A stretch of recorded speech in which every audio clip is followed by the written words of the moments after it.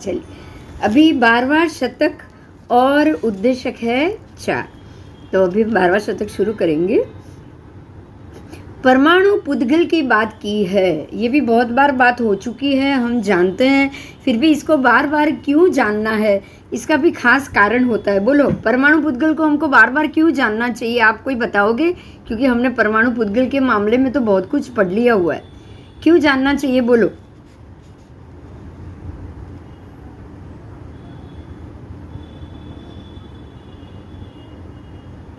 हाँ, એનાથી જ દેશ પ્રદેશ ને બધું सबसे पहला तो मुद्दा ये आएगा कि परमाणु पुद्गल, पुद्गल परमाणु, परमाणु एकदम सबसे छोटा सा छोटा अणु है, इसीलिए उसकी ताकत बिल्कुल अनंत गुणी है। कितनी है? अनंत गुणी है। और परमाणु कभी भी खत्म नहीं होते, वो मर नहीं सकते, ना उसको आप काट सकते हो ना कुछ कर सकते हो। जो हमने पहले सुना था, नैनम छिद्यन्ति शस्त्राणि नैनम दहति पावक, उसको जलाया नहीं जा सकता, उसको काटा नहीं जा सकता, उसको खत्म नहीं किया जा सकता। हम आत्मा की बात करते थे ना, भगवान कह रहे हैं ये तो परमाणु पुद्गल, उसकी बात। किसकी बात है ये? परमाणु पुद्गल। अब परमाणु पुद्गल जो खत्म ही नहीं होगा, जो ये संसार में हमेशा रहेगा, वो हमें संसार बढ़ाने के लिए ही मदद करेगा ना। जो संसार में रहने वाला है वो आपको संसार से बाहर तो भेजेगा नहीं, वो चाहेगा ही नहीं ना। कर्म खुद चाहेगा क्या कि वो आपके यहाँ आपको छोड़ दे? ऐसा नहीं, वो चाहेगा ही नहीं कि वो आपको छोड़ दे। इसीलिए परमाणु पुद्गल आप ये चाहेगा ही नहीं कि सारे जीव संसार से बाहर निकल जाए और हम लोग खाली अजीव द्रव्य यहाँ अकेले ही भटके। बोलो, चाहेंगे वो? नहीं, वो पॉसिबल ही नहीं है। तो मतलब आपको छोड़ेगा ही नहीं, और छोड़ेगा नहीं तो करेगा क्या? अब ये सोचिए, अगर वो आपको छोड़ना नहीं चाहता है तो वो क्या करना चाहता है? तब आपको ये पता चलेगा कि प्रत्येक कर्म बंध में कार्मण वर्गणा परमाणु पुद्गल ही है। बराबर? चाहे वो छोटा सा छोटा कर्म हो या निकाचित हो या स्पृष्ट हो, जो हल्का बिल्कुल अभी लगा और शाम को उतर गया, संज्वलन कक्षा का, वो है स्पृष्ट।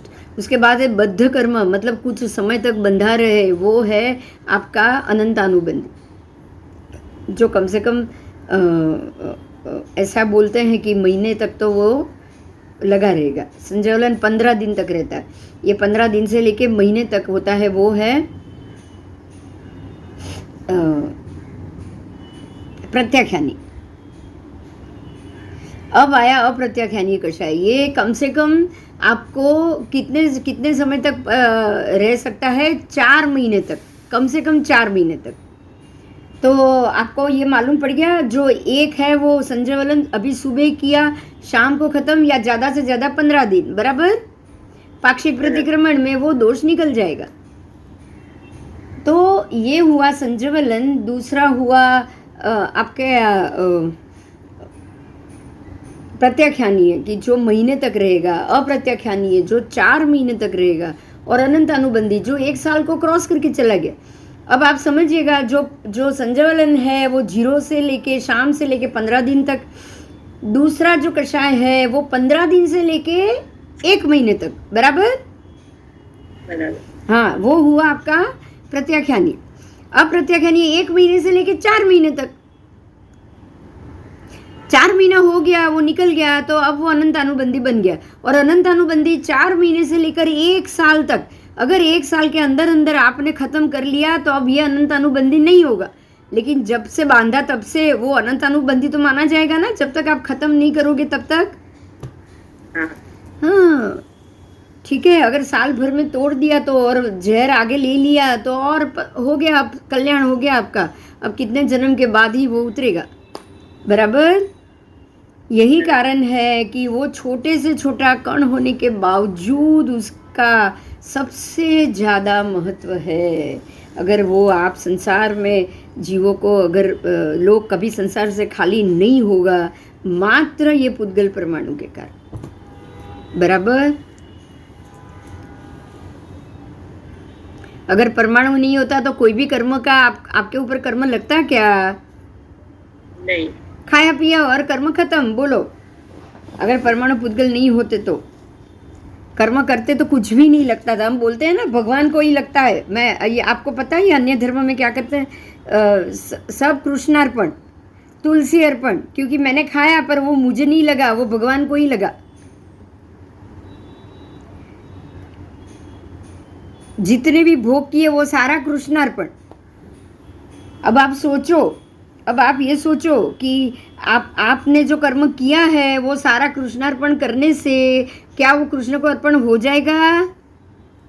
नहीं। कौन भोगेगा उसको? खुद, जिसने बांधा है वो।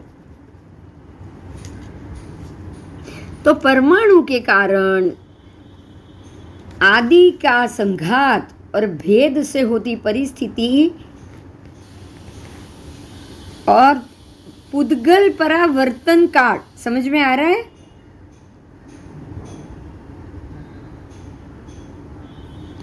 पुद्गल आदि से पुद्गल का परमाणु का संघात हो और भेद हो। संघात करो, भेद करो, संघात करो, भेद करो, अलग करो, संघात करो और अलग करो, तो क्या परिस्थिति होगी बताओ? आप कर्म के ऊपर घात करो, अलग करो, घात करो, अलग करो, क्या होगा? और कर्म बढ़ेगा। हाँ, घात करके अलग कर रहे हो कर्म को। हाँ, तो ओछा तो कर। हाँ, कम होता जा रहा है।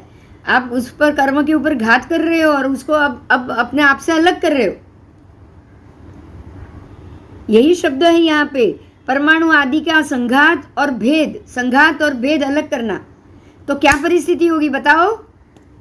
पुद्गल परावर्त रहेगा? नहीं। तो कहाँ आओगे अब?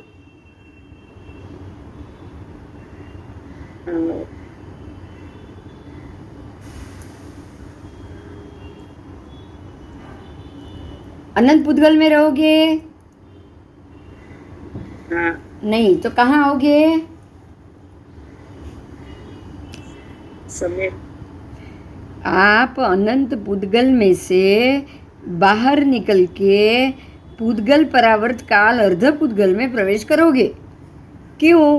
क्योंकि आप अपने ऊपर लगे हुए सारे परमाणु के संघात कर रहे हो और भेद कर रहे हो, उसको हटा रहे हो। संघात कर रहे हो और उसको अपने से हटा रहे हो। तो कर्म से आप हल्के हो रहे हो। अब हल्के हो रहे हो तो अब जन्म कम हो जाएंगे ना, अपने आप कर्म कम हुए तो। हाँ। अपने आप जन्म कम। बराबर। तो बात ये हुई कि अगर परमाणु पुद्गल के परमाणु आपके ऊपर संघात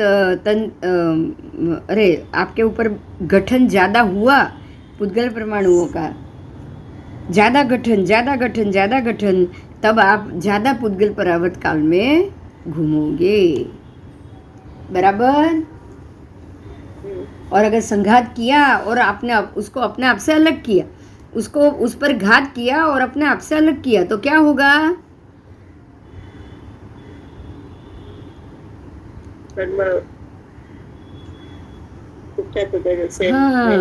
हाँ, कर्म कम होते जाएंगे।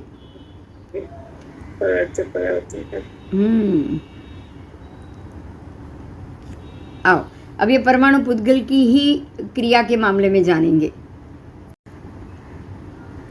परमाणु पुद्गल निरंश और नीर अवयवी है, यानी कि परमाणु पुद्गल छोटा सा कण इसका है जो निरंश है, मतलब अब इसका और कोई अंश नहीं होगा, इसलिए निरंश। बराबर। निहि अंश। अब ये अंश में से निहि शेष हो चुका है, परमाणु बन चुका, तो अब इसका कोई छोटा टुकड़ा होगा नहीं। बराबर। इसलिए उसका कोई विभाग नहीं होता।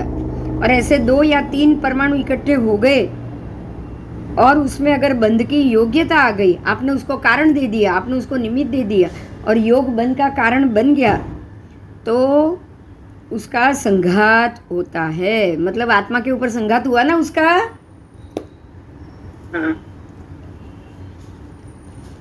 मैंने निमित्त दे दिया तो आत्मा के ऊपर कर्म का संघात हो गया।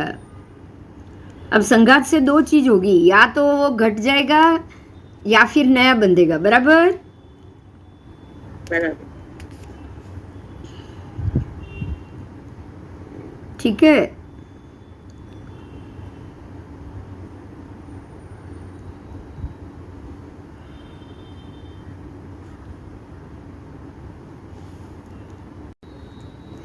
अब आपने जो 3 परमाणु पुद्गल को इकट्ठा कर दिया, त्रिप्रदेशी बंद कर दिया, उसमें कुछ काल तक तो वो 3 प्रदेश साथ में जुड़े हुए रह सकते हैं। बराबर? उसका एक स्कंद बन गया ना? हाँ। अब ये स्कंद, उसकी काल मर्यादा, जैसे ही आपने जब बनाया तब एक काल मर्यादा निश्चित होगी उसके लिए। देखिए, एक बात ध्यान से सुनिए, कोई भी चीज बनाओगे तो जब बनाओगे तभी उसकी काल मर्यादा नियत हो जाएगी। फिर वो कुछ भी हो, आपका शरीर हो, आपका जन्म हो, आपके श्वासोच्छ्वास हो, या फिर आपका घर हो, मकान हो, कुछ भी हो, बोलो होगा कि नहीं? होगा। होगा। जैसे मकान बांधना शुरू करोगे ऐसे ही तय हो जाता है ना कि भाई इसका पाया इतना कच्चा है कि ये 50 साल से ज्यादा नहीं रहेगा। बोलो हो गया कि नहीं तय? हाँ। तो द्विप्रदेशी हो तो एक पुद्गल परमाणु इधर, एक पुद्गल परमाणु इधर। बराबर? बराबर। अब अगर त्रिप्रदेशी है, त्रिप्रदेशी तो कैसे भाग होगा? 3 भाग।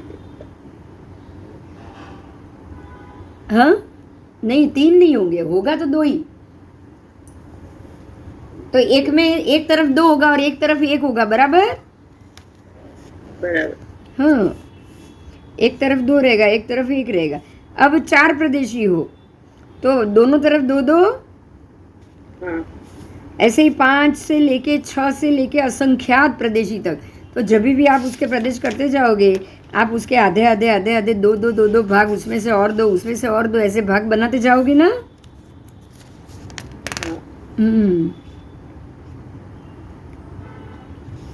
अब ये सिर्फ पुद्गल की बात की है कि लोक में कितने प्रकार के पुद्गल है। अपने ये लोक में कितने प्रकार के पुद्गल होते हैं। प्रकार तो अब हम प्रकार जानेंगे। प्रदेश तो जान लिए, 1 प्रदेशी, 2 प्रदेशी, 3 प्रदेशी से अनंत प्रदेशी जान लिया। अब हम प्रकार जानेंगे। तो विविध प्रकार के पुद्गल होते हैं, उसमें समान जाति के पुद्गल द्रव्यों की एक वर्गणा बनती है। आपको यहाँ ये चीज समझना है। आपको पता है, हम कैरम खेलते थे तो एक काली कुकरी बराबर दूसरी काली कुकरी, ऐसे ही 10 काली कुकरी इकट्ठी करोगे तो वो काली कुकरी की एक वर्गणा बन गई। ऐसे ही अब आप सफेद कुकरी की इकट्ठे करोगे तो सफेद की भी वर्गणा बन जाएगी। वर्गणा मतलब एक सेट। बराबर? आप अगर 52 पत्ता निकाल रहे हो, 52 की जगह 55 पत्ता है तो 3 पत्ता एक्स्ट्रा है, तो 3 वही पत्ते होंगे ना जो डबल है। तो आप वो जो एक्स्ट्रा 3 है वो बराबर उसके ओरिजिनल दूसरे कलर से लेकर ये कलर मैच, राजा से राजा मैच करके 3 वर्गणा बनाएंगे। इसको वर्गणा कहा जाता है। समान जाति के पुद्गल द्रव्यों की एक वर्गणा होती है।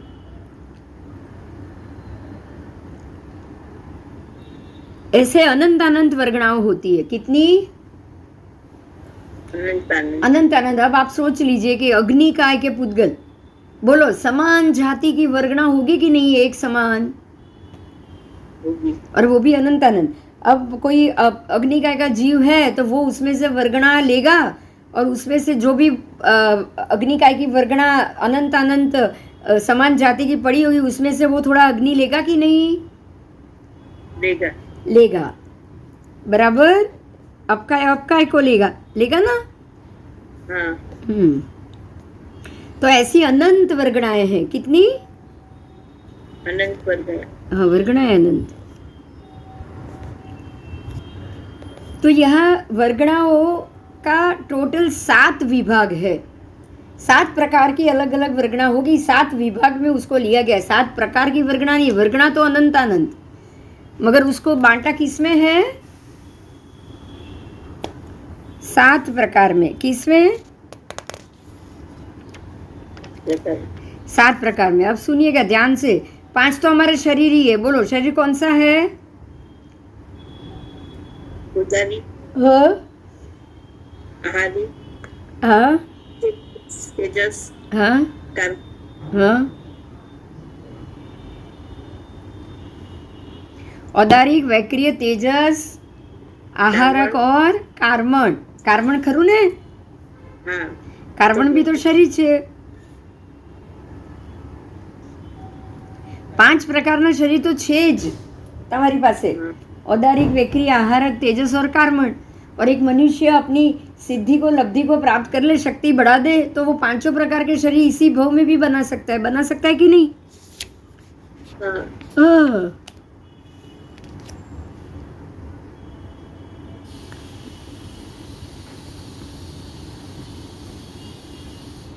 तो वर्गणा 7 प्रकार से। कितनी? पहली औदारिक वर्गणा, फिर वैक्रिय वर्गणा, फिर तेजस वर्गणा, फिर कार्बन वर्गणा। ये 4 तो 4 शरीर हो गए।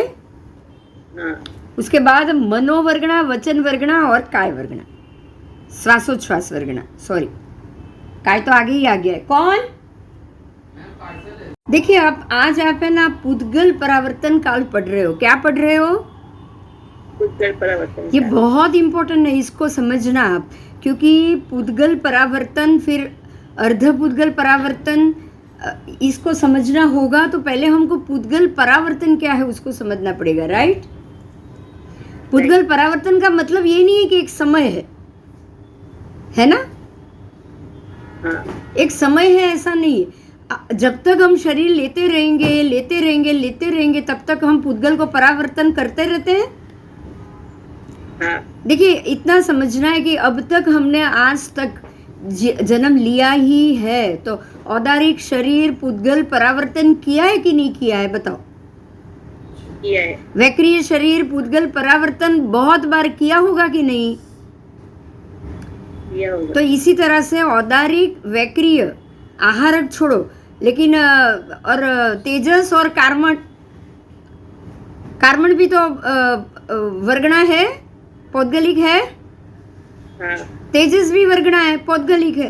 तो ये जो चारों चीज है, ये हमको पुद्गल परावर्तन में आप कब तक रहोगे? जब तक आपका औदारिक पुद्गल परावर्तन का कर्म चालू रहे। समझ में આવ્યું?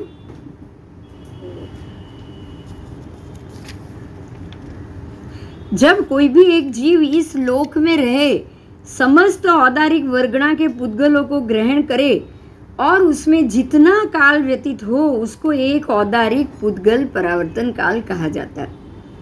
बराबर? अब इसमें लोक में रहे हुए समग्र सारे के सारे औदारिक वर्गणा को हम ग्रहण करेंगे तो कितने समय तक रहेंगे?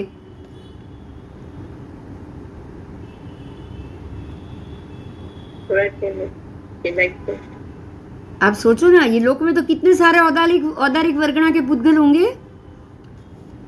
अनंत तो है ही, तो अनंत काल तक तो हम यहाँ रहने ही वाले हैं।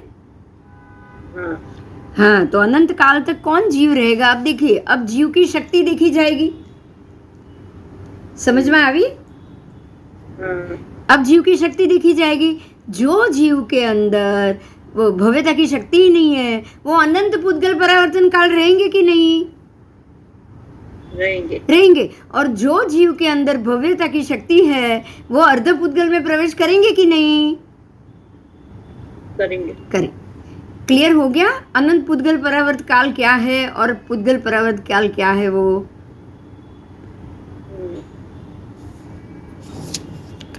अब एक पुद्गल परावर्त की बात की है।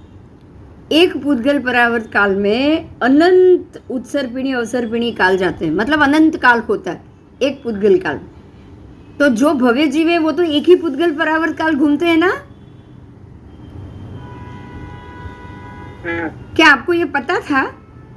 आप हम तो यही बोलते थे ना, अनंत पुद्गल परावर्तन काल घूम रहे हैं हम। समझ में आ रहा है? भव्य जीव के लिए तो एक पुद्गल परावर्त काल ही है, क्योंकि आप सभी औदारिक शरीर को धारण कर लोगे उतना ही समय में एक पुद्गल परावर्त खत्म हो जाएगा। जितने औदारिक वर्गणा के पुद्गल है वो सबको आप एक एक बार धारण कर लो तो आपका ये एक पुद्गल परावर्त काल पूरा हो गया। हाँ, तो भव्य जीव के लिए तो एक औदारिक पुद्गल परावर्तन होता है, बराबर। बराबर। तो आपका पुद्गल परावर्तन जैसे औदारिक पुद्गल परावर्तन होता है ऐसे ही वैक्रिय पुद्गल परावर्तन भी होगा, ऐसे ही तेजस पुद्गल परावर्तन भी होगा, ऐसे ही कार्बन पुद्गल परावर्तन भी होगा, मनोवर्गणा पुद्गल परावर्तन भी होगा, वचन वर्गणा पुद्गल परावर्तन भी होगा और श्वासोच्छ्वास वर्गणा पुद्गल परावर्तन भी होगा, क्योंकि ये सातों वर्गणा ये लोक में ठास ठास के भरी हुई है, बराबर। बराबर। बराबर। और भविष्य में भी आप जब तक संसार परिभ्रमण करने वाले हो तब तक तो पुद्गलों को ग्रहण करते ही रहोगे, बराबर। बराबर। तो उसका तो पुद्गल परावर्तन होता ही रहेगा ना, वो तो कभी उसमें से तो बाहर आएगा ही नहीं। तो इस प्रकार से जीव अपने मोक्ष गमन की योग्यता के अनुसार, ध्यान से सुनिएगा, भव्य जीव होगा तो योग्यता के अनुसार, अगर कोई भव्य जीव है तो 1, 2, 3 या उत्कृष्ट या संख्यात या असंख्यात या अनंत पुद्गल परावर्तन करते कि नहीं? करते। हाँ, जो जीव यहाँ से बाहर जाने ही नहीं वाला है। देखिए, अनंत शब्द तब आएगा जब आप यहाँ से बाहर ही नहीं जाओगे, तो ये अभवी जीव के लिए ही होगा अनंत शब्द, बराबर। बराबर। तो अनंत पुद्गल परावर्त काल किसके लिए? ऐसे अभवी जीव के लिए, जाति भव्य जीव के लिए जिसके अंदर मोक्ष जाने की शक्ति ही नहीं है। लेकिन जो जीव मोक्ष जाने की योग्यता है और वो मोक्ष जाने वाले हैं, उनके लिए पुद्गल परावर्तन काल होते नहीं। और उसमें से खास करके जो 2 या 3 ही भव में जाने वाले हैं उनके लिए तो बिल्कुल नहीं होगा, राइट? हाँ।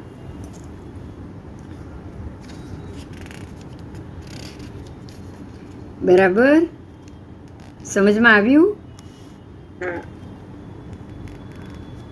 अब मन पुद्गल परावर्तन काल, वचन पुद्गल परावर्तन काल और काय पुद्गल परावर्तन काल। तो ये मन वचन काया किनको लगेगा? संज्ञी। अरे वाह, बहुत सरस। ये तीनों संज्ञी पंचेंद्रिय को ही लगेगा, बाकी औदारिक शरीर तो एकेंद्रिय को भी होता है। तो उनको सातों पुद्गल परावर्तन काल नहीं लगेंगे। तो आज आपने पुद्गल परावर्तन के एक नहीं 7 भेद जाने। हम तो एक ही समझते थे, है ना, कि खाली एक पुद्गल परावर्तन काल में से अर्ध पुद्गल में आना है। एक पूरा पुद्गल परावर्तन काल मतलब एक समय हो गया, पर ऐसा नहीं है। प्रत्येक वर्गणा के अंदर जाकर रहना ही पुद्गल परावर्तन काल हुआ, बराबर।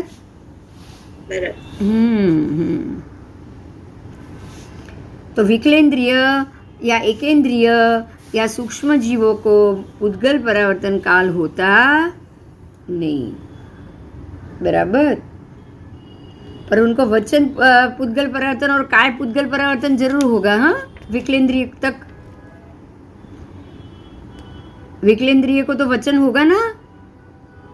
हाँ, और बाकी सबको तो काय तो सबको होगा। मात्र संज्ञी को ही मन पुद्गल परावर्तन काल नहीं होगा, बाकी को नहीं होगा, बराबर। अब सर्वथी थोड़ा है वो कार्मण पुद्गल परावर्तन काल, क्योंकि कम ही होगा ना। वो पुद्गल आपके पौद्गलिक शरीर के ऊपर कार्मण वर्गणा लग रही है ना। हाँ, पर सबसे कम है कार्मण पुद्गल परावर्तन काल, क्योंकि जो समय पे वो कर्म ग्रहण करेगा तब तक ही वो होगा ना। बाकी तो वो तो समस्त पुद्गलों का शीघ्र ग्रहण भी जल्दी हो जाएगा और वो उसको खपाने के बाद खाली भी जल्दी होगा ना। हाँ, उससे ज़्यादा तेजस पुद्गल परावर्तन काल का समय, क्योंकि वो उसके तेजस का पुद्गल को कार्बन पुद्गल की अपेक्षा से समय समय में अल्प ग्रहण होता है, क्योंकि आप कार्बन ज़्यादा करते हो, तेजस कम करते हो। तेजस तो जब शरीर बना है तभी ना, हाँ, उसके बाद तो नहीं। अब तो आप कार्बन ही ग्रहण करते रहोगे। तो कार्बन ज़्यादा ग्रहण करते हो, तेजस को थोड़ा कम ग्रहण करते हो, बराबर। बराबर। हाँ, ये सबसे पहले कम हुआ कार्बन, उसके बाद हुआ तेजस। सबसे कम है कार्बन, सबसे कम है, ये याद रखना। कार्बन पुद्गल सबसे कम है, क्योंकि आप नया ग्रहण करते हो, वैसे छोड़ते भी जाते हो ना, हाँ, है ना। और छोड़ते वक्त नया बांधते हो, वापस जिसको भोग लिया उसको छोड़ते भी तो जाते हो। तो बांध छोड़ ज़्यादा है, इसलिए वो सबसे कम है। और तेजस के कारण, तेजस तो आपका शरीर का एक बार बनाकर बैठ गया है, फिर उसका उपयोग रोज नहीं होगा। जब खाओगे तब होगा, जब पियोगे तब होगा, बाकी होगा बताओ? नहीं होगा। तो कार्बन से थोड़े ज़्यादा तेजस पुद्गल हुए। अब उससे थोड़ा ज़्यादा औदारिक हुए, क्योंकि शरीर है ना, औदारिक पुद्गल तो शरीर हुए।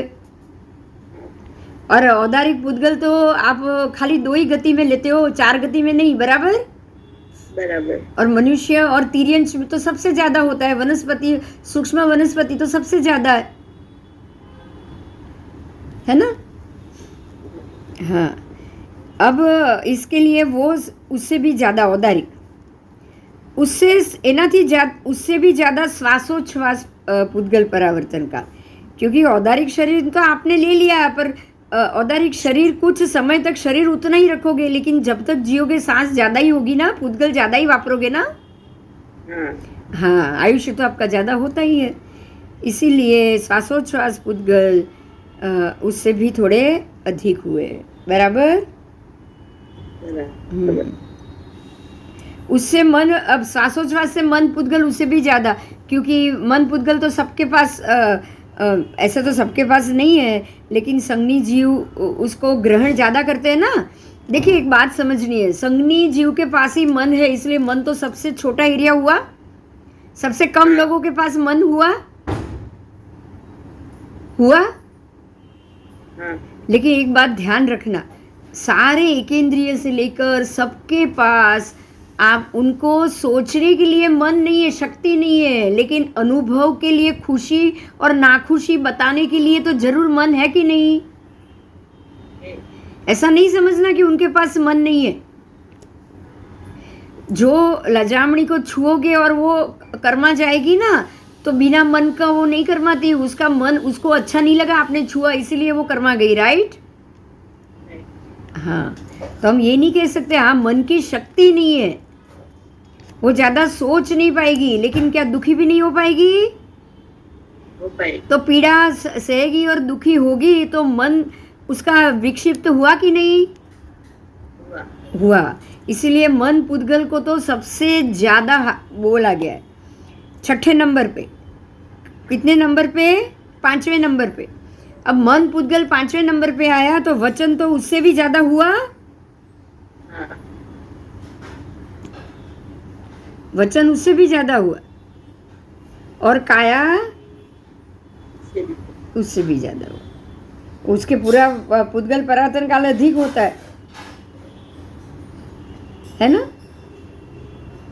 इसलिए वैक्रिय पुद्गल परावर्तन काल उससे भी अधिक है, सबसे अधिक वैक्रिय पुद्गल।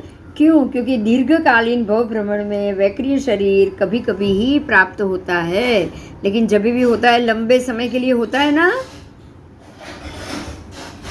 होता है ना। अब देखो 33 सागरोपम खाली देव और नरक में ही है, मनुष्य में है जन्म? बताओ। नहीं।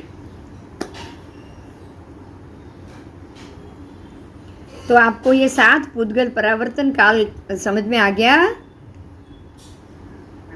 हाँ, उसमें वैक्रिय पुद्गल परावर्तन का कालमान सबसे ज्यादा, क्योंकि देव और नरक में अब सबसे ज्यादा लंबे समय तक रहते हो, ठीक है। उससे कम हुआ आपको वचन पुद्गल, उससे कम हुआ मन पुद्गल, उससे कम हुआ श्वासोच्छ्वास पुद्गल, उससे कम हुआ औदारिक पुद्गल, उससे भी कम हुआ तेजस पुद्गल, उससे भी कम हुआ कार्बन पुद्गल। कार्बन पुद्गल सबसे कम।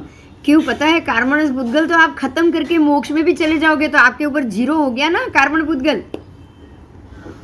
हाँ, तो पुद्गल संबंध ही, ध्यान से सुनिए ये बात, कि पुद्गल की अनंतता, उसका ग्रहण, उसका त्याग, उसका कालमान और उसकी अनंतता को समझना है।